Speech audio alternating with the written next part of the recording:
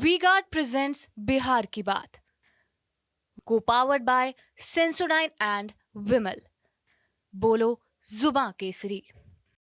तेजस्वी यादव के बयान पर चर्चा कर लेता हूं, क्योंकि उनका बयान कुछ वैसे सेफोलॉजिस्ट, पुराने जर्नलिस्ट के बयानों के आधार पर दिया जा रहा है।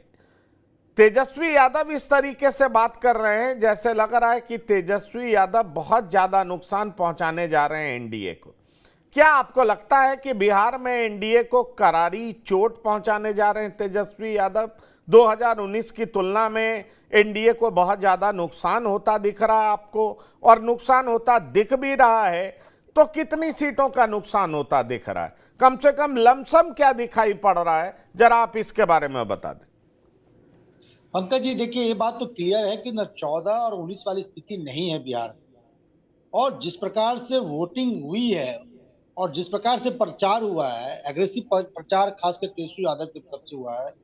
और मेरा ये मानना है कि तेजस्वी यादव और मुकेश सहनी ने जिस प्रकार से प्रचार किया है पंकज जी, यदि इसमें कांग्रेस का और साथ मिल जाता। देखिए, मुझे आश्चर्य लगता है कि राहुल गांधी भागलपुर जाते हैं, उसके बाद समस्तीपुर, आप बेतिया देखिए, तमाम ऐसे सीट देखिए, किशनगंज, तमाम ऐसे सीट देखिए जहां कांग्रेस फाइट में थी, लेकिन कांग्रेस के कोई बड़े नेता प्रचार करने नहीं आए। बेतिया में देखिए, मदन मोहन तिवारी फाइट में है, आप लोग के पास भी रिपोर्ट होगा, क्लोज फाइट है वहां।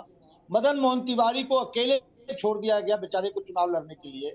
प्रदेश अध्यक्ष अखिलेश प्रसाद सिंह जिस दिन नॉमिनेशन कराने जाते हैं, उसके बाद वो कोई प्रचार के लिए नहीं जाते हैं, या कोई बड़ा नेता प्रदेश से या राष्ट्रीय लेवल से कोई नेता नहीं जाता प्रचार करने।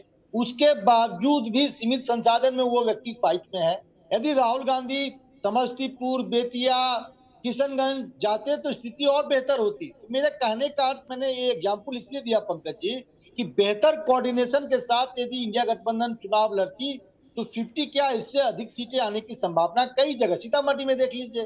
सीतामढ़ी में जिस प्रकार से अगड़ा पिछड़ा हो गया है, आप 6.5 लाख ही वहां पे मुस्लिम और यादव है। यदि उसका 56-57% निकाल लीजिए तो 3-3.25 लाख ये हो गया।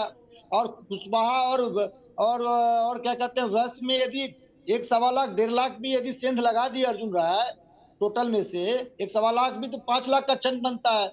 9.5 लाख वोटिंग हुई है, 5 लाख अर्जुन राय को, तो सीट तो ऐसे ही डिक्लेयर है।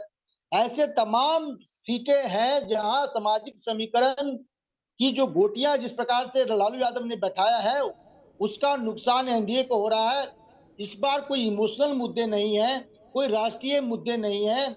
और एक बात तो आपको मानना होगा, या हम जितने पैनलिस्ट हैं इस बात को समझते हैं, नरेंद्र मोदी के विरुद्ध पर्सनली कोई एंटी इनकम्बेंसी नहीं है, लेकिन उनके जो सांसद हैं उनके विरुद्ध जबरदस्त एंटी इनकम्बेंसी है।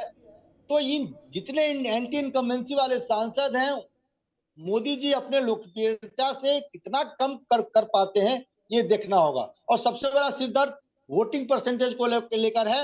लेकिन एनडीए के लिए एक प्लस पॉइंट मैं जहां तक समझता हूं, फर्स्ट फेज, सेकेंड फेज के बाद आप पंकज जी एनालिसिस कीजिए, third phase, fourth phase, fifth phase और सेवेंथ फेज तक महिला वोटिंग पुरुष के तुलना में महिला के जो वोटिंग परसेंटेज है, करीब हर फेज में 8%, 10%, 11% का डिफरेंसेज है।